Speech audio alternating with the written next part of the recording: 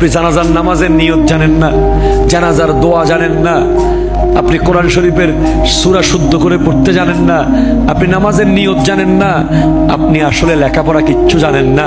আপনি যেগুলো জানেন এগুলোকে লেখাপড়া বলা যায় না। আসল লেখাপড়া হলো ইলমে দ্বীন। হযরতে মাওলা আলী ছিলেন ইলমের শহরের দরজা। আনা মদিনাতুল ইলম ওয়া আলীউন বাবুহা, আনা দারুল হিকমা ওয়া আলীউন বাবুহা। সেজন্য যখন সুযোগ পান পরিবার পরিজনকে নিয়ে কোরআন শরীফের অনুবাদ পড়বেন, হাদিস শরীফ পড়বেন, কোরআন তিলাওয়াত শিখবেন, মাসলা মাসায়েল শিখবেন। এলম শেখার কোনো বয়স নাই।